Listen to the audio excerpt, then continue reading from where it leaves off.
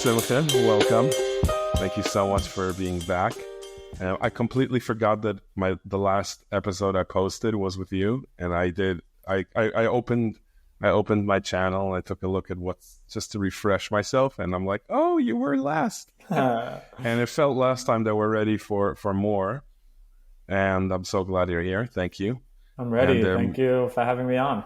I was saying that initially when I left New Jersey, my setup, my office, my equipment, podcast recording, and I left all that behind, assuming that I'm done with that because I'm leaving.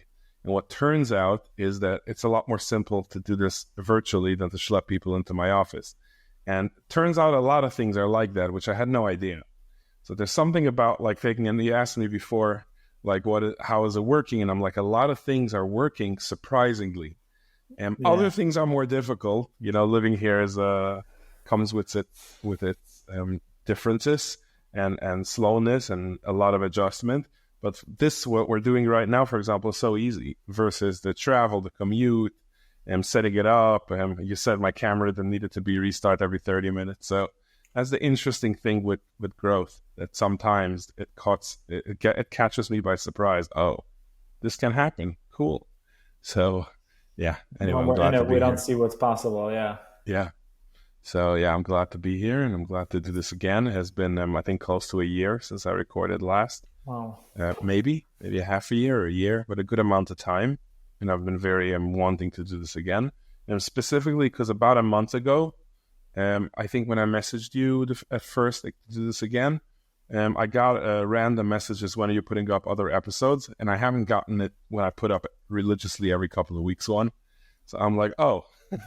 So sometimes the outer, a little note, a little message can go a long way for me. And anyway, I'm glad to be here. I'm glad to start this again. We're diving into the world of money and budgeting. That's the stuff I want to understand and I want to learn and I want to hear more. So I'm gauging, there's a lot of opportunities in the business world and the entrepreneurship world because I hear them. I hear people have a lot of opportunities, and there's simultaneously chaotic and balagan of not having structure, financial awareness, or clarity, or a plan, or the ability to live within one's means while this is happening simultaneously, while there's so many opportunities that people dive into or get into in different industry, different startups, different investments. So what I want to focus on a little is to understand if someone finds themselves, and I have a good share of learning to do around my finances, if someone finds themselves in financial chaos, and financial chaos can mean in their business, it can mean personal, it can be both, and maybe you can give us some clarity on both. If someone finds themselves in financial chaos, and the chaos I'm referring to is specifically the anxiety, they find themselves super, super anxious about money. And it could be because they know they're living over their means. It could be they understand there's a little bit of a dip in their sales and they don't know how to finish the year. And the chaos they're finding themselves in could be anxiety and waking up with a heavy heart. And I hear this a lot, and I've experienced this a lot. And where does one start? What's the vision? Yeah, that's a great question. And I would say I know every business is something that everyone struggles with at one point or another in their business. Mm-hmm. I think we could start with anxiety first, right? You know a lot about anxiety. I could talk a lot about anxiety. We could have a whole podcast about anxiety. Yeah. But anxiety is a feeling and experience that we have a lot in business with all the uncertainty, because entrepreneurship is uncertainty, and even in personal, right? You were saying that let's split it up, the personal and business, but I think it's really one, because a person's business, and let's not talk about even an owner entrepreneur, because as we'll speak later on other topics that you wanted to talk about, and even an employee is really a business owner. You're just a business in another business, if you look at it that way. And your business is a reflection of yourself.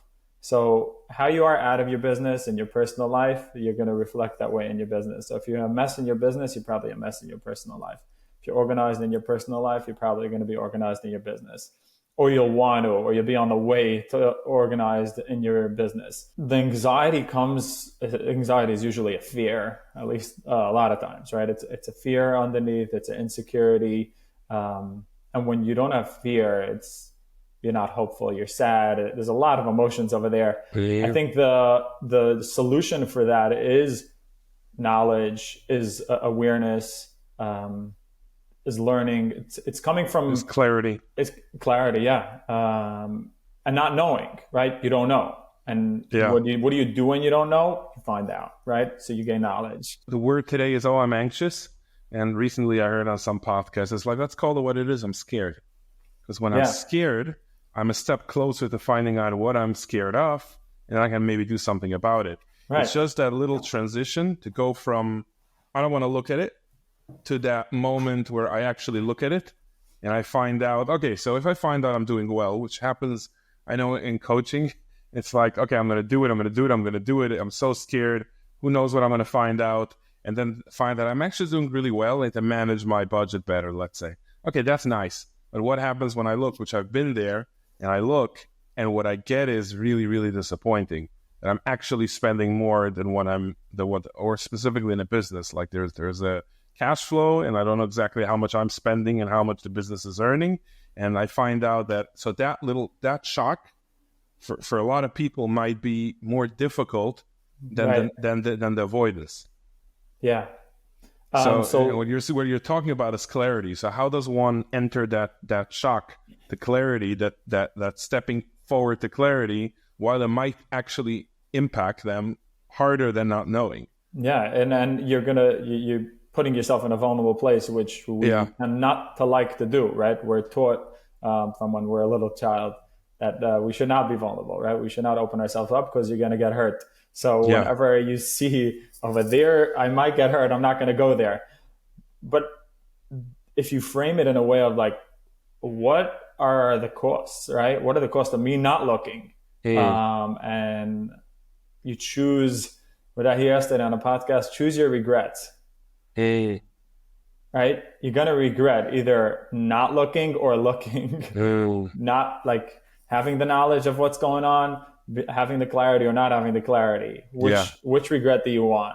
And which costs more? And usually it's the cost of not knowing. Yeah. And if you could get over that would be great. And that's the first step. Right. Own your business, own your personal life, own your personal finances, and then say, okay, I need to take action. And that action is not hard. It's not a lot. We're not talking about a lot. What I would say is the first step is just awareness. And in finances, awareness is knowing your numbers. Now, people get very overwhelmed, right? Knowing my numbers. Oh my gosh, I have to, I don't have a master's in business, and I'm not a CFO, and I'm not an accountant. And what does it mean knowing my business, my numbers? Does it mean I needed to start knowing how to read a balance sheet and an income statement and a cash flow projections? And no, it's not all that. That's that people that have gone for college could read that, or you could learn how to read that, but it's really not necessary. What necessary is, what I've seen, is just knowing really the basics. And I was taught that there's 4 critical numbers that you should know if we want to go into business. And the business, we can start with there. The number one thing you should know is your revenue, your numbers, the money that's coming in. Number 2 is your gross profit, which gross profit is take your revenue. Somebody paid you $100 for something. It costed you either to serve that person $50, or the item that you sold that person cost $50. You're left with $50, right? So it's your revenue. It's the money that you got in minus the cost. That's your gross profit. So knowing what your gross profit is. Number 3 is knowing your net profit, meaning after your gross profit, you still have more expenses.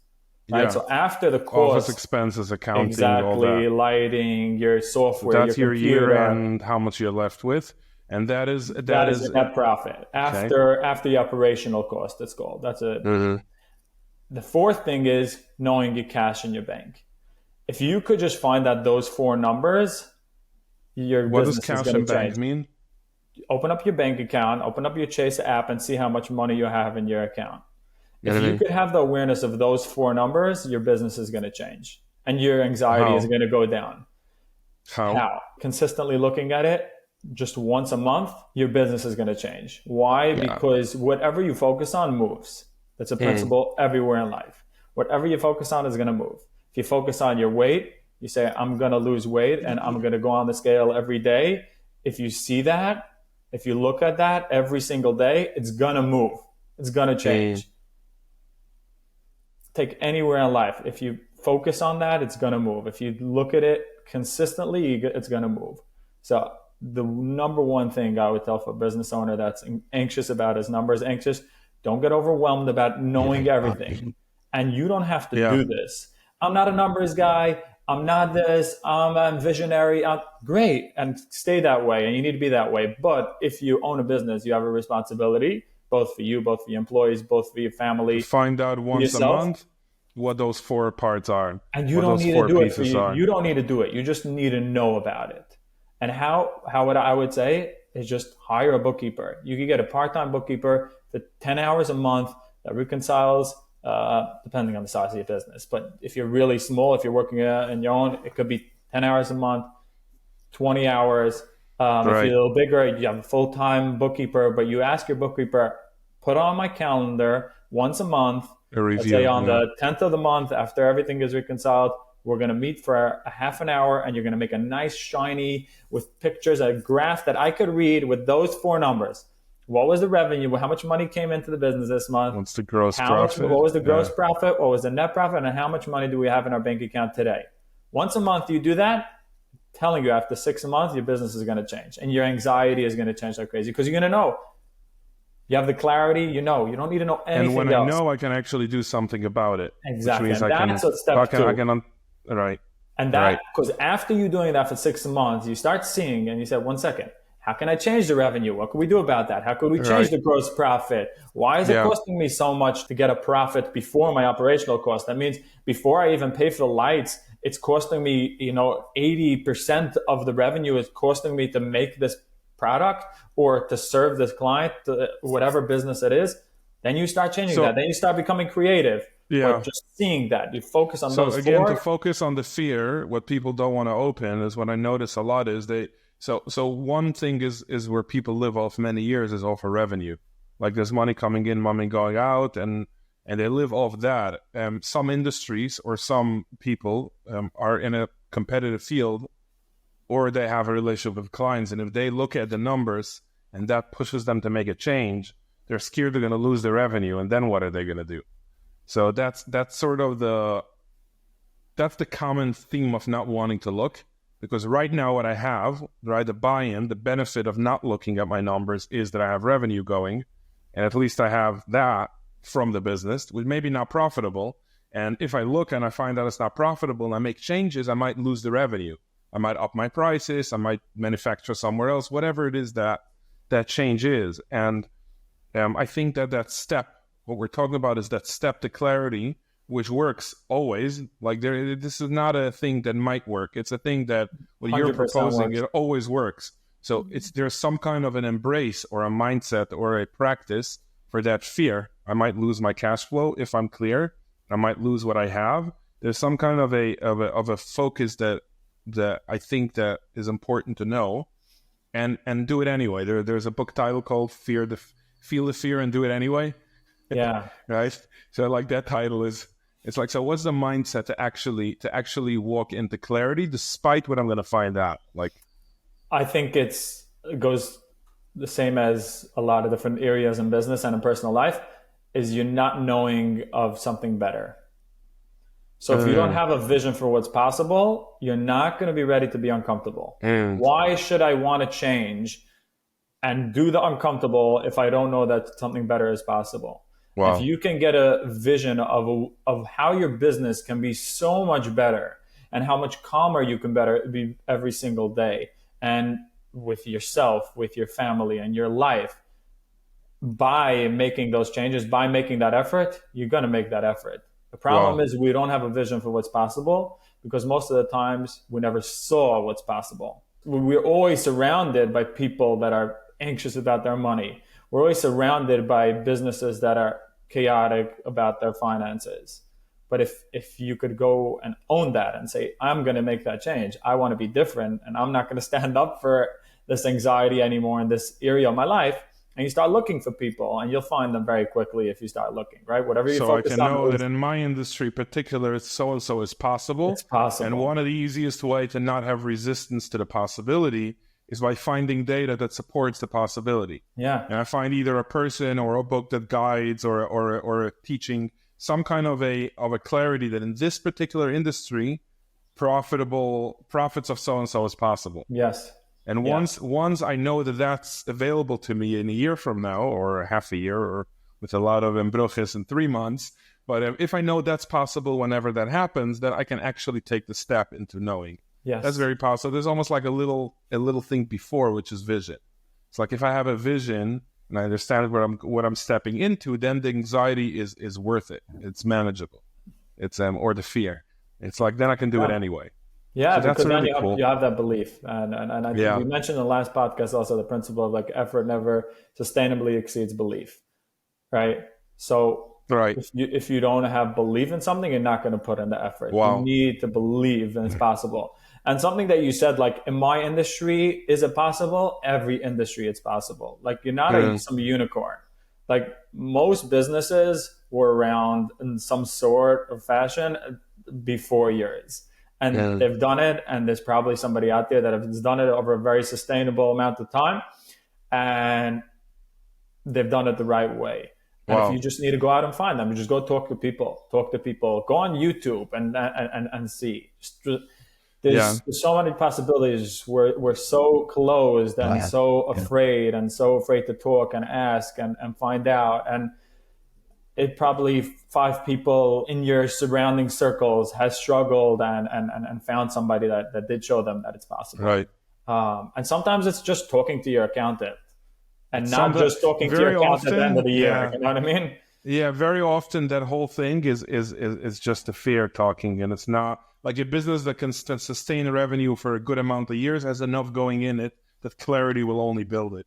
And even if not, like there is a formula that could work. And without clarity, without knowing, without knowledge, there's no way of getting to that place. So I guess you said the next step in this conversation. The first step is the understanding that there's another way. The second step is to actually get down and get clear with the numbers.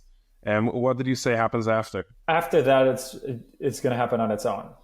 I wouldn't even go there. I would stop. You would let it do what it does. It's going to happen on its own. It's going to happen on its own. You're just shining light on them. And once you shine light on them, it's just going to be obvious. And then it's going to become a focus problem. Okay, which thing do we tackle first? I got it. And the clarity will lead that way. Yeah. Did you see Rick Rubin's book about creativity? Oh, You're going to love it. I'm going to send it to you. It's the latest thing. And Rick Rubin is a record label owner. I know what the word is. Okay. But he's been the producer for many, many famous artists. And so he's a guy that we wouldn't have access to. But thanks to podcasts and him writing a book, now we have access to his method. And the crazy thing is that he used his method, which wasn't a method, in his book. Like it became a method while he wrote it.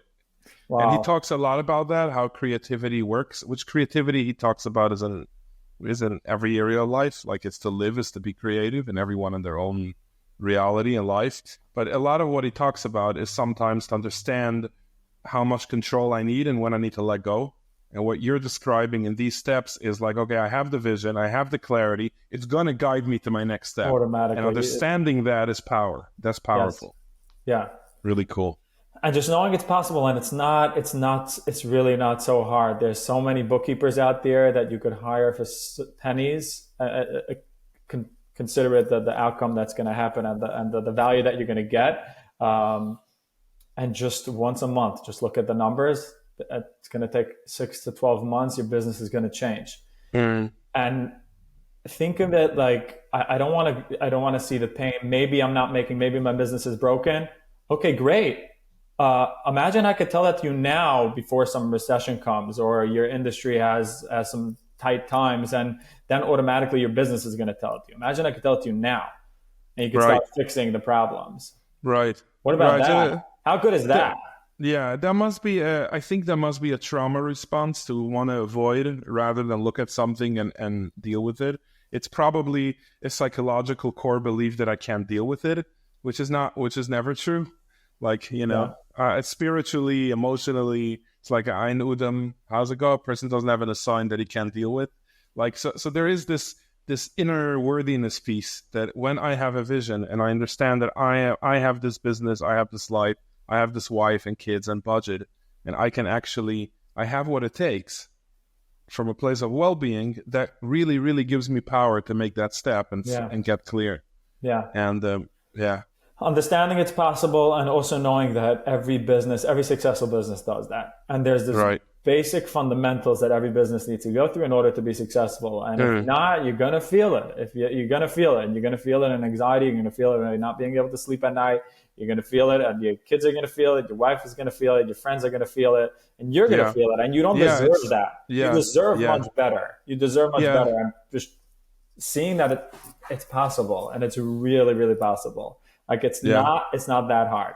Just hiring a bookkeeper to have your QuickBooks and reconcile once a month and give you those 4 numbers, you're going to change. You're going to change. Yeah, I think that it's also something that a lot of men live with that pounding heart pain of anxiety, and it's very closed off. And they think that something is wrong with them. B, they think they shouldn't feel like that. Like it's not a normal response, so it creates this stuckness and not proactiveness and closeness with the feeling. While it's super common. What I'm learning is a lot of people walk around with a physical anxiety, maybe not panic. Some people the room spins. Some people it's just a guy described to me that he wakes up and his heart is so heavy, and it takes him a few hours to like regulate, like to calm down, and then he functions sort of. Wow. And he never told a person because he thinks it's shameful.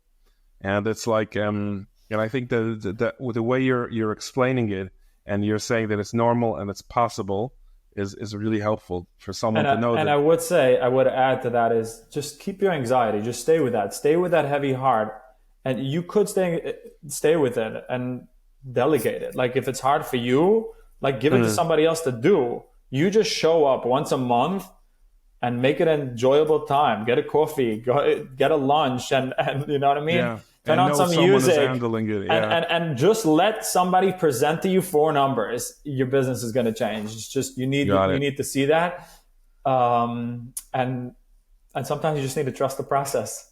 Yeah, and the second piece to that is the principle the same with personal finances, which means either someone that provides a service and they're really small and there's no separate entity, or someone that gets a steady income. And this chaos is in their personal spending, like between credit cards and loans and equity and like a line of credit and all that money, and there's no knowledge, and that just seems really big. Yeah. So the principle is the same? Principle is the same. Know your numbers. Just know your numbers. And if you can't do it yourself, you're not a numbers guy. I'm not an Excel guy. I'm also not. Like, it sounds like I'm really not. Like, ask the people that live with me, ask the people that are around me at work. Yes, I am a structured guy. I like organization and I like security and I like that, but I have ADHD off the charts. Period. Let's start with that. We should have started the conversation like that, because I do come off sometimes like I'm very organized. I have everything under control, but I could bring you my doctor's records. ADHD off the charts. I was on medication when I was a kid, when I was a teenager, on and off. I stopped it because I want my personality. The way I'm dealing with it is putting friction around the stuff that I don't want to do, and removing friction around the stuff that I do want to do, so that I could do it, and getting help. So you utilize the friction towards your next step. Yes. Like consciously. Yeah, you're exactly. like, I feel this on this friction or tension, and you're like, I put friction in my life.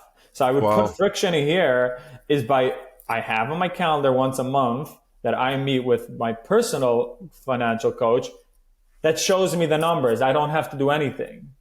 The only thing I have to do is look into my bank account and tell him what the number it says in my bank account. So with personal finances, what I hear a lot is there's no way I can lower it. What's the point of a budget? There's no way I can pay less than this. There's no way I can this. Sometimes it's very, very obviously not true. And sometimes maybe it is true. Maybe there's no way of going below a certain number, specifically if it's New York and, if kids go to schools that the cheapest tuition is $10,000 a kid and campus $3,000 a kid, and like the numbers stack up and really, really, really fast. Yeah. And so what's the vision there? What's possible there?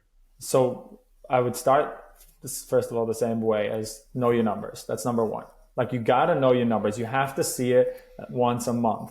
You have to see what's going on, even if you're in debt like crazy. I was in debt a year ago. I bought a house. I borrowed a ton of money. I was in debt around $70,000 just from my house, just from borrowing to be able to buy a house. The market was great then. Mortgage rates were 2.75. Now we're talking about like now 7, 8 around. Yeah. So I jumped into it and I needed to borrow money. I know what that is. But seeing it every month helped me a ton. And literally, I have in my bedroom a huge sign, and it had broken down by thousands. And every time I paid somebody back, I crossed it off, and we made a whole big deal with my kids and who got to color in this $1,000. But seeing that every single day when I went into my closet, it moved things. So I'm just taking that idea, but of just seeing your numbers before even committing to any change, and yes, it's impossible to lower you, impossible to do anything, but just see your numbers. What's possible is I can look at it, and when I look at it, that friction, that tension is going to create something. Seeing it I have to trust it. Seeing it every month, and then that's when stuff started to change, and then you can start asking yourself other stuff. And you could start making certain principles in your life of like, I don't spend money I don't have. Yeah. I don't spend money I don't have. Even when people complain, oh, this is so expensive, if you show me your expenses, you're spending on stuff with money that you don't have.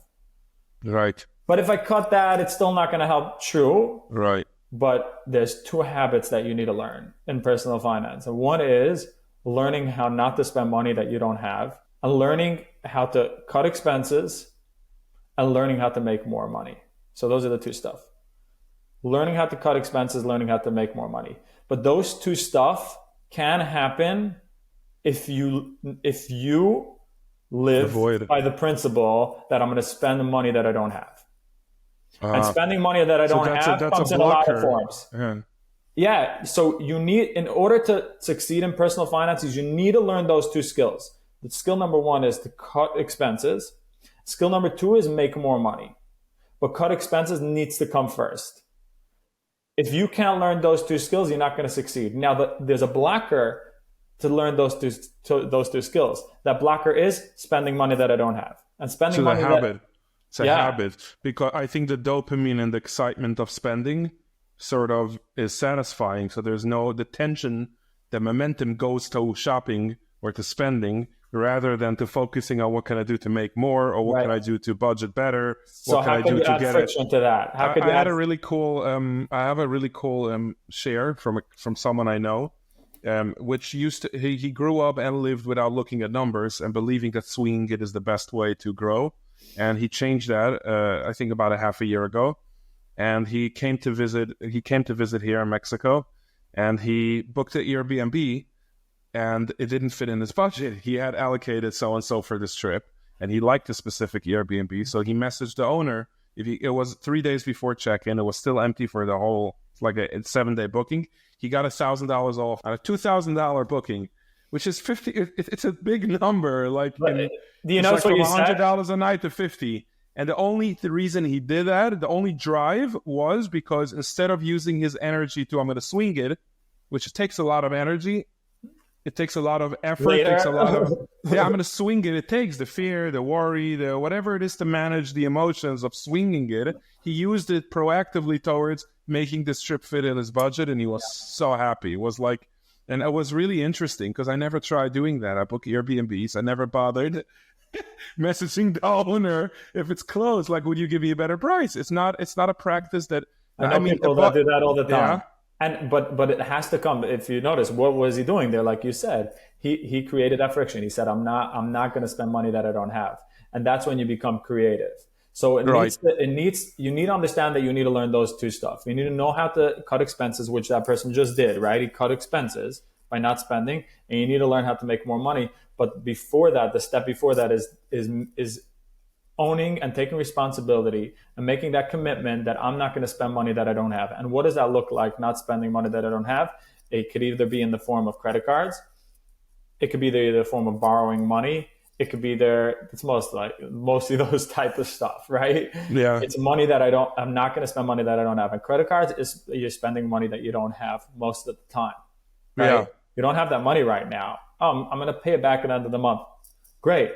But the problem with the credit card is that it gives you that option to spend money that you don't have. So even if you say I pay my credit card every month at the end of the month, great, keep on doing that. There's a lot of energy that goes to handling besides that. Besides the fact what you just said, that energy, and besides the fact that somewhere down the line there's a big chance that you're not going to have the money to pay back the bill. But let's say you do pay back every month. Look, I had a credit card for 10 years already and I never missed a payment. Great.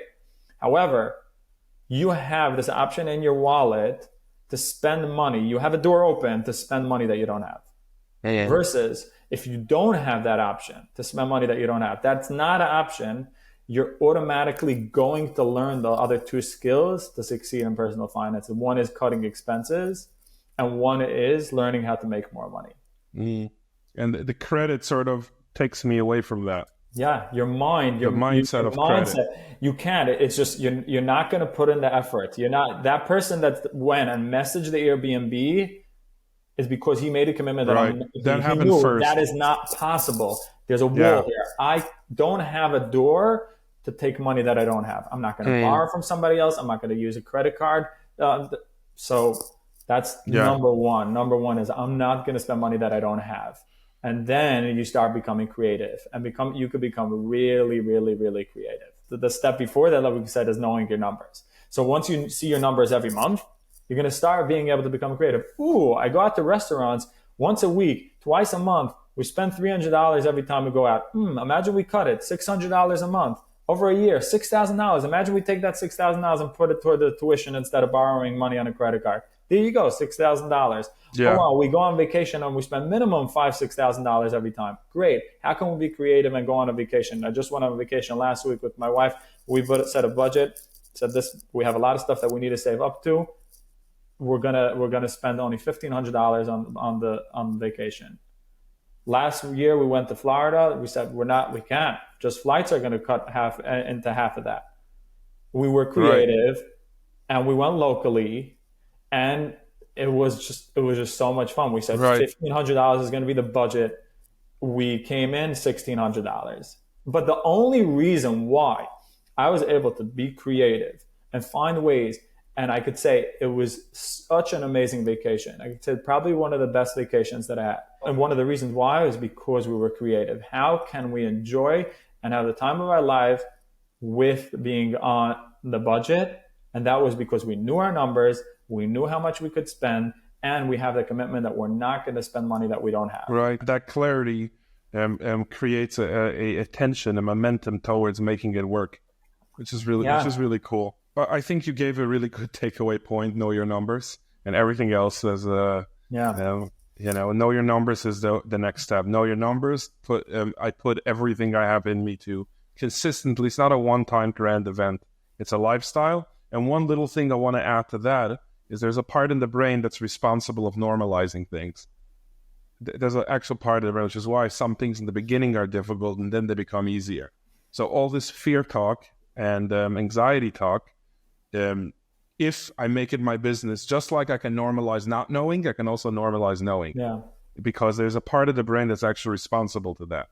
So understanding that principle, or not the biology, not principle. Yeah. Understanding the biology of our brain is that if someone listens to this and resonates, that makes sense. That knowing my numbers will create creativity and passion and drive, and then what do I do with the fear? It's gonna relax if I actually engage in it long enough. And I would just add to that, like, for personal, know your numbers and don't spend money that you don't have. At least commit to that, and then you're gonna become creative. And for business, and this also goes to personal, also know your numbers, start tracking those 4 numbers, but you don't have to do it yourself. This is a blocker that people have. I can't do it. I'm not a numbers guy. I don't know. I'm also not a numbers guy. I know what that feels. I hate numbers. Got When it. I see too much numbers, my eyes just glaze over everything. It takes me a lot of effort and a lot of energy to really focus and understand the story. Have somebody do it for you. It's worth every penny to have somebody do it for you. It's a little investment, and sometimes it can cost you a little bit to have somebody in your personal life to do it for you, have somebody in your business, a bookkeeper, do it for you. But the results, the return, the ROI, the return on investment is so big. Just you're going to start enjoying life. Money is not going to be a stress for you. Imagine yourself. Your associations with money is not stress. Your kids don't grow up knowing that money is a stress. So many kids grow up and saying like, I just want to be a billionaire because every time we spoke about money in the house, it brought stress. Like imagine you could be that father or that wife that whenever money is spoken about, it's not stressful. It's like, oh yeah, we could do whatever we want. Sometimes we need to wait, and that's okay. But so that leads me to the next conversation, which is really is there a place where the right thing to do is to dive in blindly, which seems to be a theme with startups. It's like I'm gonna max out everything and pour everything in this to give myself a chance at success, at real success. It's like if I play it slow and safe and calculated, but if I do something as crazy as maxing out my credit cards, taking some loans from everyone, I know I'm pouring it into this idea or concept, I actually have a chance of making it. I want to understand is there a space, is there a place where that actually makes sense to go blind? So that's a great question. I don't think the question is should I go calculated or should I go blindly? I think it's how calculated should I go? Because blindly, it's ignorant to do that. Like, why would you do something blindly? Anything in your life you don't do blindly, right? You find out first something. I think is the question how calculated, how much you know. Do I need to have a business plan that's a book and know exactly what am I going to do every month? I think it's how calculated. The graveyard of businesses that failed is so big. The problem is nobody knows where it is to go see it because nobody talks about it. Right. And we only hear about the successes. We only hear about that friend in Shill or that cousin or that made it. And we don't hear of first of all the other times that they didn't make it and all the other people that didn't make it and how hurt they are and how much pain they went through. And their families. It affects a lot of people when it's very a big fail, takes time to recover. It's a real loss. So what you're saying is that complete blind is never a thing. You're gonna, and like people say, yeah, you got to take risk. You got to take risks, and that's true. And you're gonna be there's a lot of uncertainty in business. I'm uncertain every single day, especially with that my job is part of like the growth and the trajectory of where the business is going. You don't know. There's so much you're not going to know. I promise you. If you want to be that one, like I took risks and I didn't know and I was brave and I jumped in, you're going to have to jump in every single day into things. So don't worry. You'll be able to have that enjoyment. However, when starting and even every step of the way, you need to be informed. It needs to be informed decisions. Now, the question is how informed it needs to be. Right? So you could say, oh, I need to be informed. I'm going to start doing research and I'm going to just sit a whole year doing research and finding out everything about this business and how to do it right. You're never going to take action. No, you need to be biased to action, but it needs to be calculated risk. And how calculated depends on the business, depends on what the cost is, depends on what the risk is. So it's very hard to say, but for example, a service business, right? There's not a lot of risks of a service business, right? Unless people launch a service business with an $80,000 marketing package, which people do. Yes, right. Because they feel like they did something grand by investing $80,000 only in marketing. And then the first thing that they do is create a logo, which does not provide value to anybody, right? And nobody is transacting with you because of your logo, right? But that's where people go because it gives them the identity. And I understand that, and it's very important, right? And it's important. Branding is very important. But if you could just slow down a little bit, just a little bit, you're going to make money. You're going to make a lot of money one day, but know that it takes time. And most people don't make money because they can't wait 12 months for it. That is a reason why. And it takes time, and business takes time. And if you could just take a little bit of time before, not a lot, just do some research on your product, do some research on your market, do some research on the numbers. And then knowing what you know and then taking the risk is going to be a totally different game. Yeah, I think that can create an opportunity to challenge myself, where I can say, do I really need this? Do I really need this for my next step? Do I have to do it this way? Yes. Can I do it first with 20,000, not with 100? Yes. Can I wait with this logo? Can I do Fiverr free just to get started? Which is yes. How can I? Is there a way? Is there a way I could test it? Is there a way I could test it small instead of throwing out $100,000 and then finding out? Am I doing something that nobody ever did, and why didn't anybody ever do it? Could there be a reason that people tried and just there's no market for it?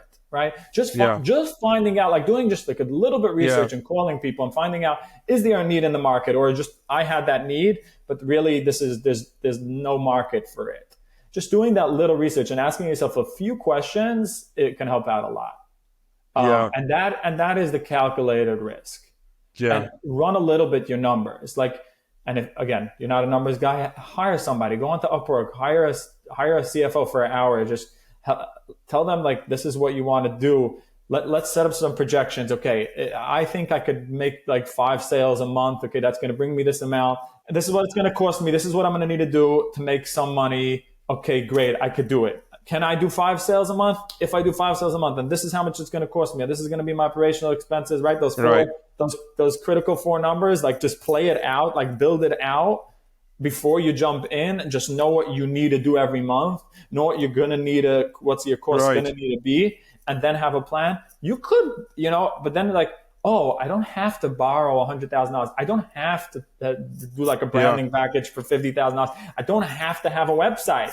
I could make 5 sales without a website. Let me start there. Let me see if this is something that could work. It'll also provide an enormous amount of value when I invest on branding. There's a packaging, then there's the person. There's the heart, and there's a heartbeat of a person, which is really the fingerprint of everything. All marketing agencies know that. There's a part of the item, and there's the people. What's the culture? What's the community? What's the personality? And there's no way to really know it until I do it. Yeah. So it's almost like wasting money to do it.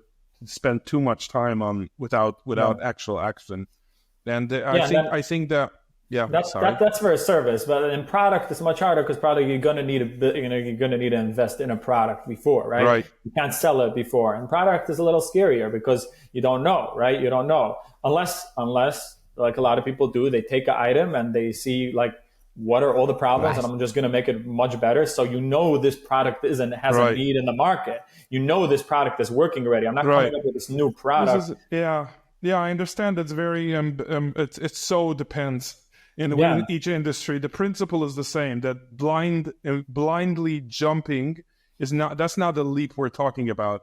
The leap of courage is when I have clarity and I take the step. It's like after clarity, there is still resistance, maybe dafka because of the clarity. Yes. Now that I know my numbers, I'm actually scared. Now jump. So that's an important distinction. And then when you jump there, and when you jump then, you have so many more opportunities to succeed than to not succeed. The goal is not to risk. The goal is to succeed. And we get so hung up on this notion of like, I'm going to risk, and I'm going to jump, and I'm going to invest, and I'm going to make it, I'm going to build. That's what it keeps creating, a ripple effect of blind investment, and a lot of energy is poured in to keeping I know this within myself. I know this it takes a lot to be optimistic while going completely blind. Yeah. Rather than being like, I can actually do well, so why don't I actually create projections, create very tangible goals? How many sales do I need to make? How many leads do I want to make? How many phone calls am I going to make? Rather than the fluff of the millions and the yacht. Yes, which is okay. It's possible. It's going to come, but it's going to take a lot of work.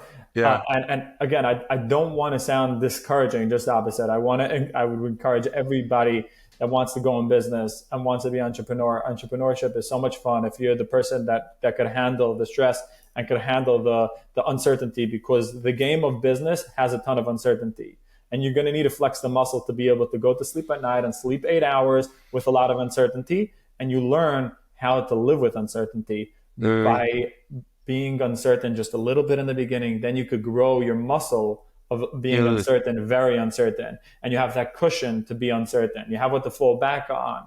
And you could take a jump, but there's going to be pillows there on the floor. It's not going to hurt you so much when you jump and you fall. So there's a way to do it. There's a way to do it. The clarity provides that. That's the thing.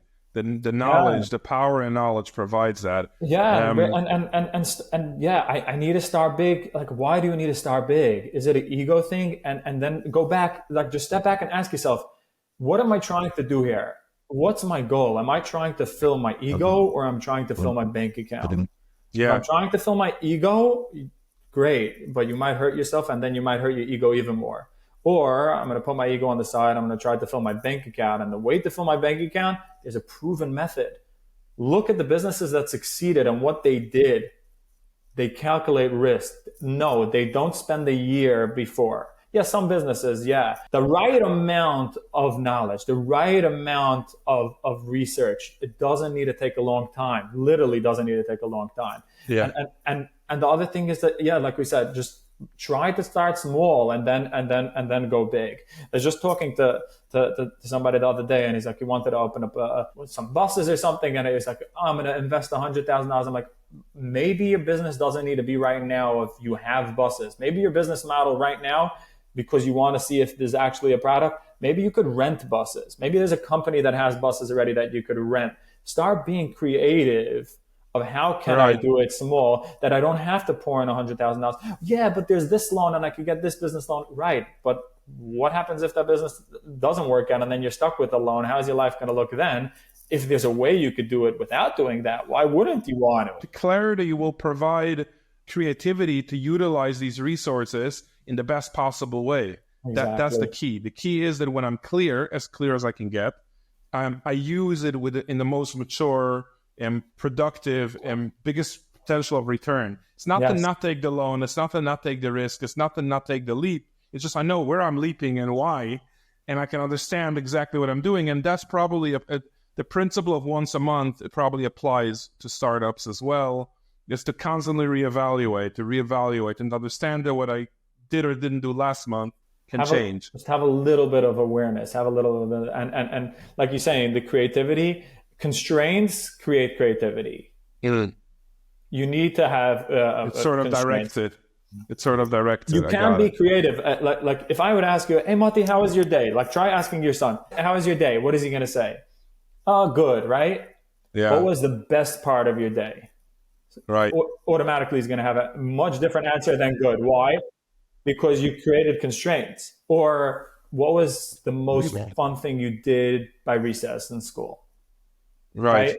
It's much more than how was your day. Why? Because you created constraints. You created constraints. So that's the difference between knowing my numbers and then jumping versus like I'm gonna jump anyway. I might as well direct it. So I don't fall. Falling is part, but I fall calculated. I fall mature. Yes. I fall as an adult. I fall strong. And then you know what it needs to take. And I fall bravely with clarity. Rather than I avoided looking at anything and now I fell. Yeah, just don't procrastinate on that at all. Just take a little bit of time. Just slow down a little bit. Know where that urge to go big is coming from. Have that awareness where it's coming from, and just remember your goal. Your goal is to fill your bank account and not your ego. Your ego will come afterwards. It will we'll fill that also. But focus on what the problem you're looking to solve. What is a myth about entrepreneurship, about starting a business on my own, and what is a myth or some myths about being an employee and working for a company? There's a book from Michael Gerber. It's a very famous book in business, and he calls it the E-Myth.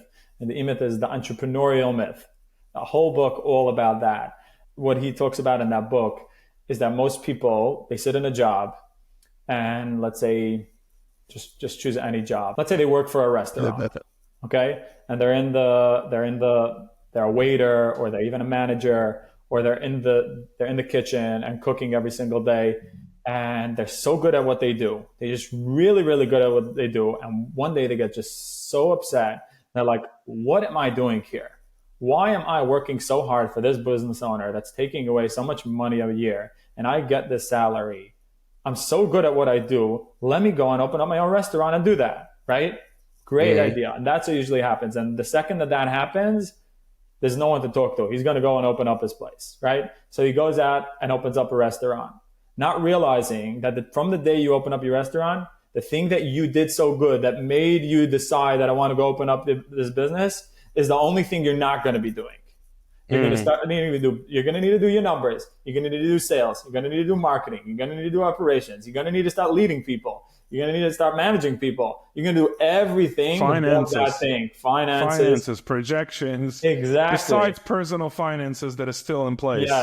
Yes. Purchasing, becoming the person to lead a business, and that is the myth. That thinking that I get to do what I love. I get to do what I love. That's not what business is. So I'm going to start doing everything I'm not doing now as an employee. And then you get so burnt out, and then you get, oh my gosh, I had that passion for that thing, but I'm not even doing that thing. Not doing the thing. Why did I do this? And then they go into a very powerful valley of despair, and they get depressed, and then most people it hits them, and I'm like, whoa, and then they start learning, how do I do it right?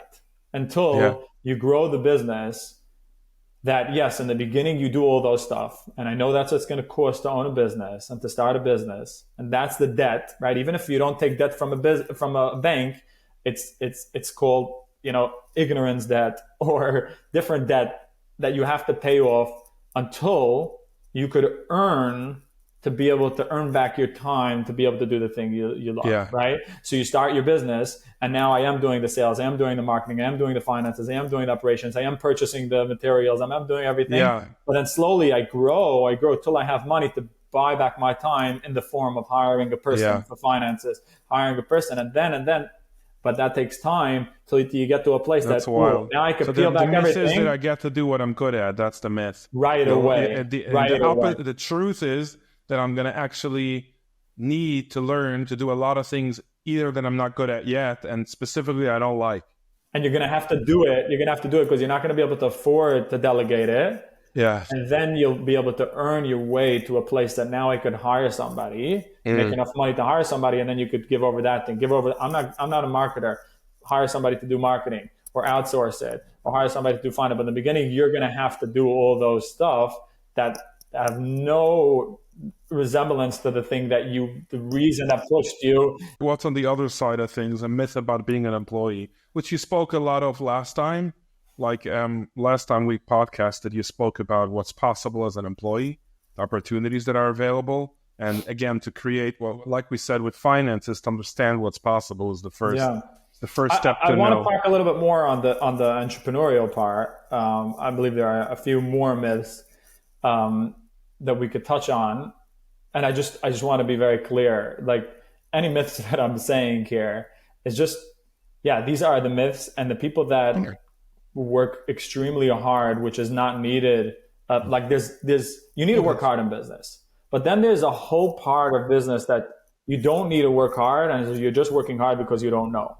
And if you can get these myths and many, many more, you're paying down your ignorance debt, and then you could succeed in business. And then, knowing what I'm signing up for means I can invest my energy in getting the resources that I need. I don't find out and stumble. The so, for example, this myth of like the E-myth. There's so many people that you hear, they come onto podcasts, or you hear in their book, or you hear people talking like, I was doing everything, and I was just, stressed out, working 18, 20 hours a day, and I didn't get anywhere, and I wasn't going anywhere until I read this book, or until I heard this E-myth, and then realizing 1 second, no, I need to create the systems, the processes to be able to get to where the thing that I wanted to do. There's a way to do it and not burn out.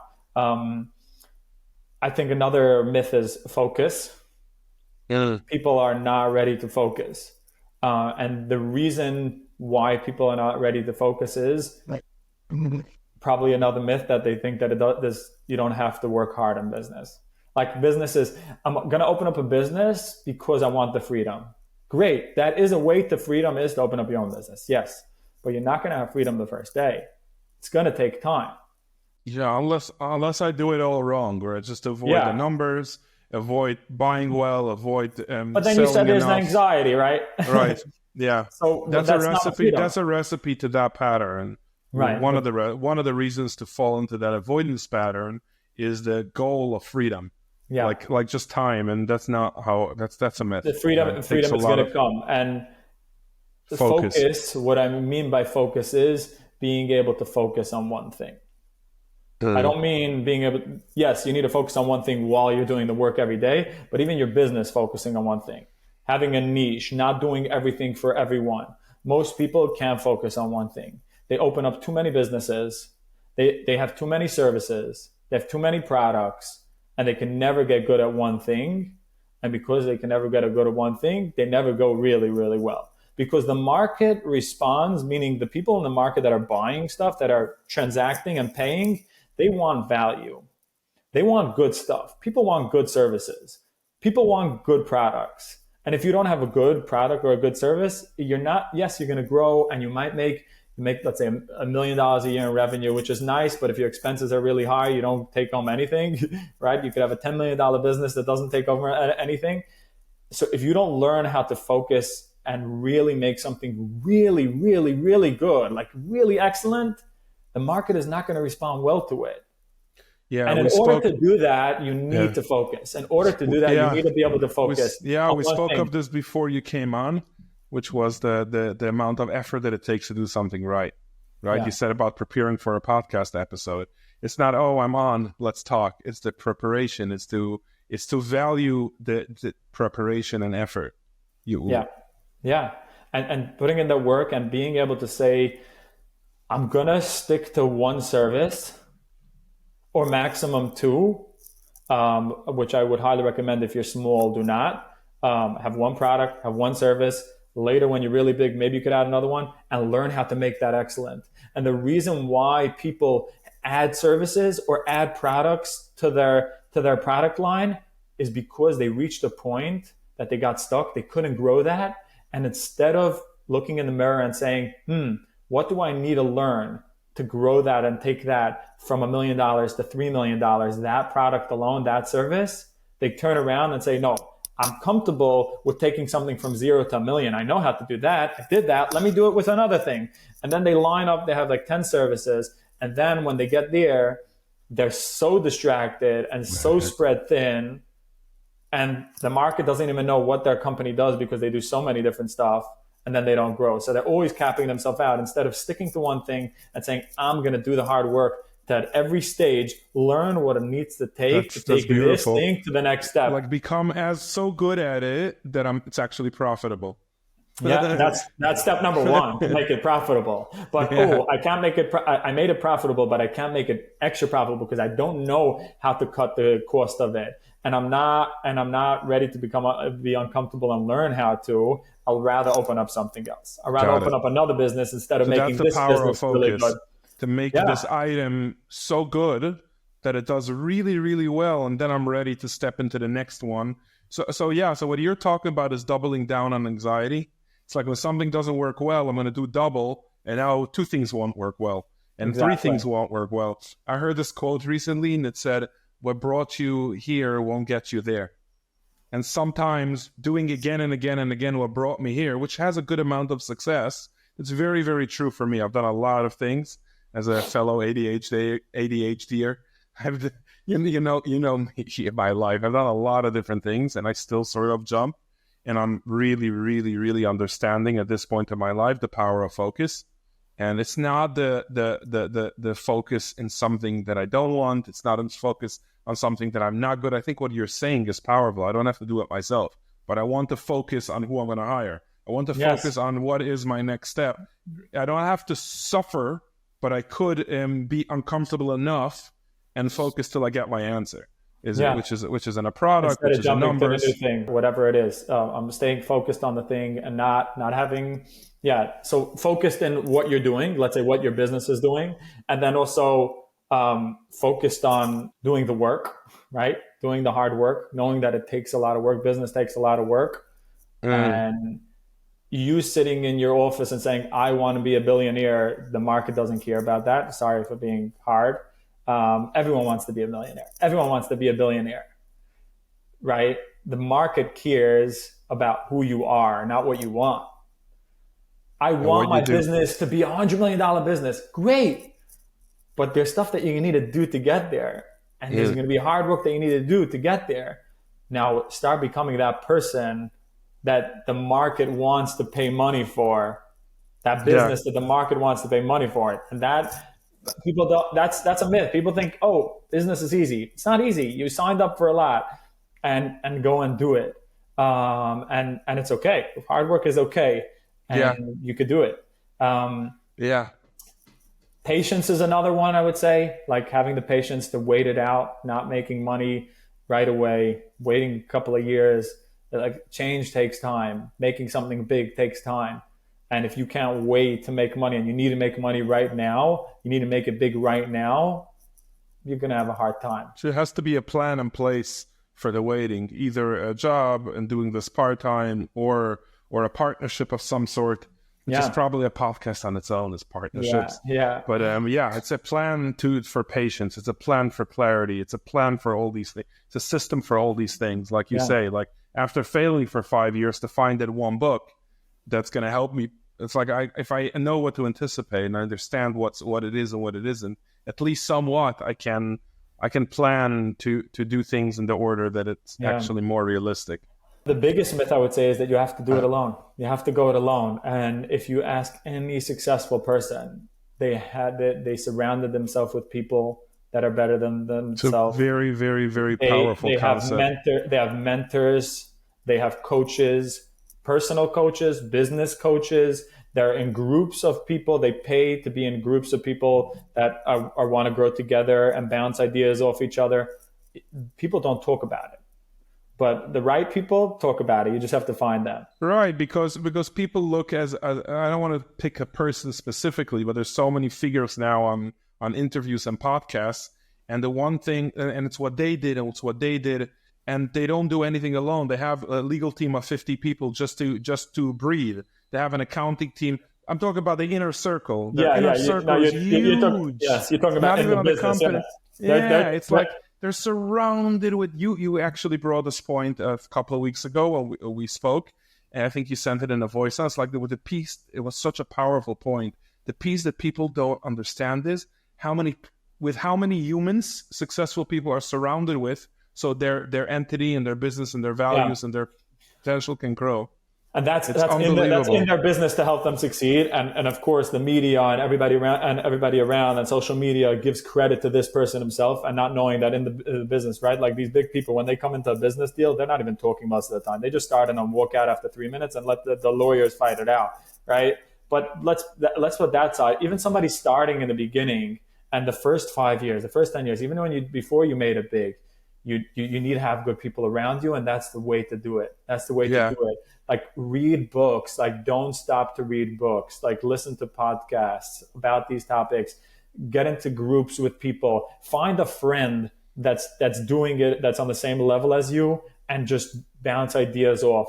Find a mentor. Now, I find a mentor. It's probably this like 70-year-old guy with white hair, and I'm going to bother him. I'm going to message him and try to get in. No, a mentor could be a friend of yours that's just one step ahead of you. Yeah. And he could teach you all his mistakes and guide you.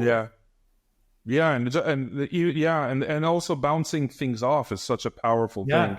If you could have somebody that you could call once a day or once a month, or a few people that you call when you bump into a problem, bounce things off. You're gonna. A thought is very different when it's spoken than when it's in the head.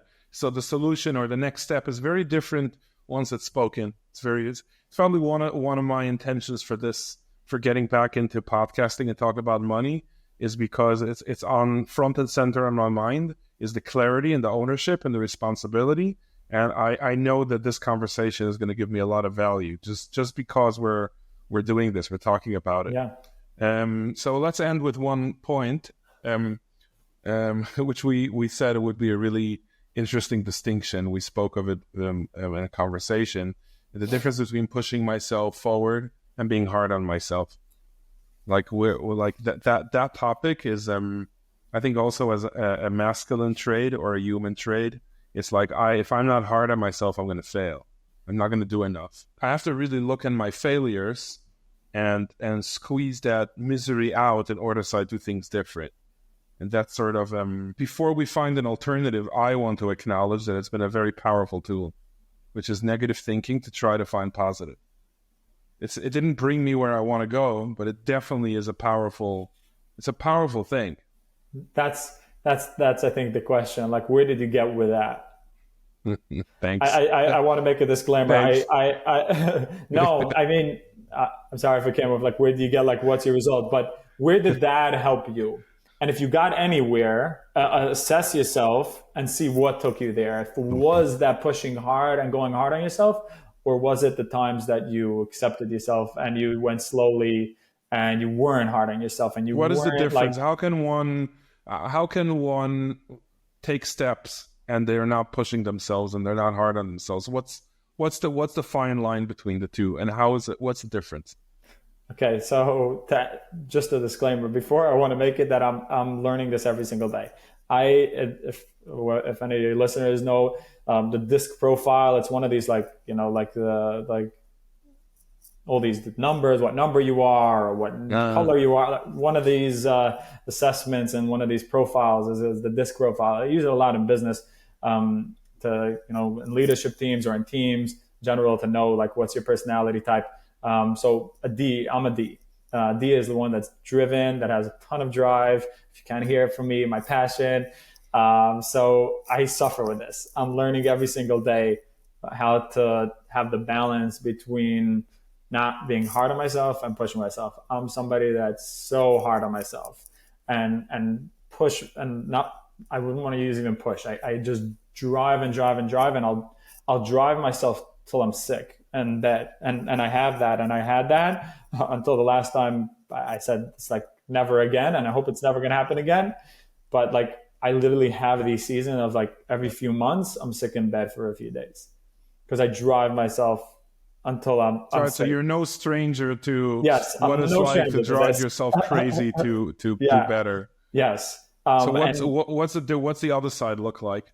I think there's going hard on yourself, and then there's pushing yourself.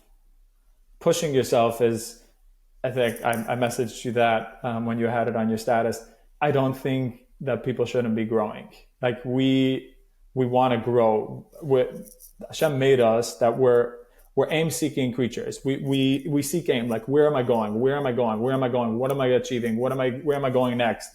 And that's okay, and that's healthy. People that are not moving usually become stagnant, and then they become depressed, and, like, if you're not getting anywhere, because we're humans are made to move, to accomplish, to achieve. But the question is how much at a time, and at what speed, and at what rate. Like, do I need to do that so quick? My therapist always jokes with me, like, do you need to, like, what's going to happen if you're going to be the second to richest person in the world? Right? What happens if you're not going to, like, when I was trying to crush my debt, like, what happens if you're going to be debt free a month later than you planned, right? Right. What's going to happen? So I know how this feels, and I feel that every single day. And then learning the balance, I think the wisdom in life is learning how to balance things and finding the balance between going hard on yourself and pushing yourself. And I think going hard on yourself comes from a lot of insecurities. Going hard on yourself comes from a lot of shame, a lot of fear, insecurities, all the same thing. But, like, if I'm not going to go hard enough and I'm not going to control the situation, and I'm not going to have control over my life, it's something terrible is going to happen. And being able to slow down and notice that, like, you're okay, you're enough, but we're still going to move places, we're still going to accomplish stuff, and that need is going to be filled. It creates the space to actually focus. Yes. When I can slow down just enough to observe and to make a plan, I can actually do these things that we discussed till now. Hard on myself means that I keep pushing, even though it's not helpful, but I push because I need to push at every minute of the day. I need to work till 2 and then wake up at 6 and then do another job and add another line or another item, another service, because I don't know how to stop for a minute. Yes. And I think the first step is like we said in every one of these conversations today, is that awareness, like having the emotional awareness, having the awareness of yourself. Like, why am I driving? What is the insecurity? What is the fear behind it? Whenever you're trying to control something, there's a fear, right? Control comes from fear. I need to control that. And what happens if you don't need to control that? What happens if you're going to let go? First seeing that, first knowing that. Don't change it, but knowing that. And also knowing the cost of going hard, of being hard on yourself. First of all, you're always shaming yourself. That makes you feel horrible. Why would you want to feel that way? Maybe there's a way to make movement, to make progress, and feel good. Yeah. And that's possible, right? So I don't have to shame myself. I don't have to be hard on myself to move. I am capable to make movement and to make progress in life without shaming myself. There's a way to feel good. Yeah. But I have it with myself. Like, oh, if I let go of that drive, I'm just going to lay in bed. It's not true. It's not true. Try it. Lay in bed for a week. You're going to see you're going to jump out after a week. Yeah. Yeah. I mean, before we're born wanting to do things. It's given. Well, that's what we're born in. That's Hashem made us. We're aim-seeking creatures. We're looking for where can I go? Where can I grow? It's so even if I stop, let's say bullying myself or pushing myself in a negative, critical way, fine. So I'll couch potato for so long, and then I'll be like, okay, what can I do? How can I create purpose and value for others and for myself?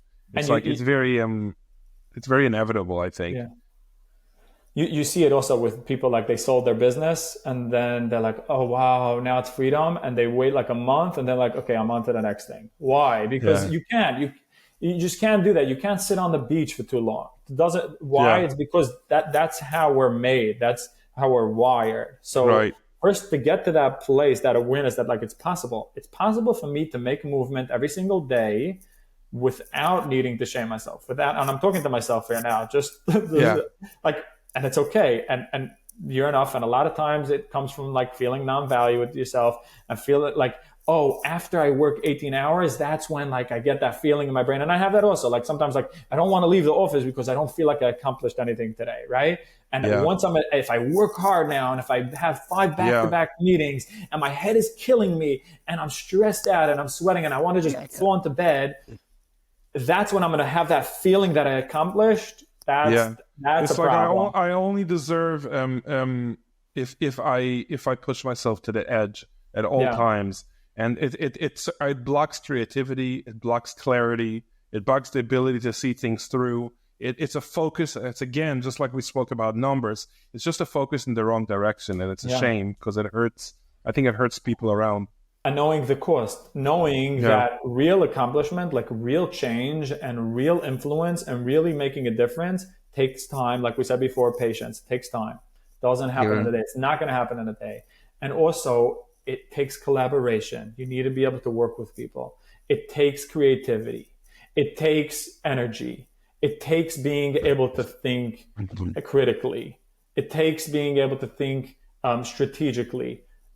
All those stuff don't happen when you go hard on yourself. It just doesn't happen. Bad. When I'm a bad person, I can't do any of those things. You can't be creative, and then the people around you don't want to be around you because when you go hard on yourself, automatically you go harder on other people. I know that. Ask the people that work with me. There are times that whenever I went hard on myself, I went hard on them. But whenever I was patient with myself, whenever I was able to slow down, whenever I was able to come into a meeting and saying like, I don't need results at the end of this meeting. There is the goal that I want, and it's okay if it happens in 2 meetings. Everybody in the room is calm, especially if I'm the leader in the room. And then we're able to come up with great ideas because creativity and great ideas and collaboration happen when you're not hard on yourself. Soft skills, like all the soft skills of empathy, listening, being able to listen, being able to see other people, which creates collaboration. When other people don't feel that you see them, when other people don't feel like you hear them, they're not going to collaborate. They're just going to close up. And what are you going to get from that? You're not going to get the best. People are not going to want to give you feedback. And if people can't give you feedback, then you're just coming with your ideas. You can never challenge your ideas. But there's no real collaboration. And where are you going to get to? So knowing the cost of going hard on yourself and knowing the benefit of going a little bit slow. Again, we're not saying sit on the couch, but slowing Yeah, down a little bit yeah, and push yourself every day, push yourself a little bit and have somebody hold you accountable and hold yourself accountable to goals and yeah, have dreams and go after them. But when your drive turns into overdrive and the outcome turns into anxiety over the outcome, then you know you're going hard on yourself. yeah. Can you leave us with one thing, one next step, or what's a really good next step towards financial well-being? The theme that we had throughout this whole conversation for the past hour and change is awareness, and awareness on yourself and awareness on the things around you. Reflecting on yourself, knowing, when we talk about numbers, it's knowing your numbers. When we spoke about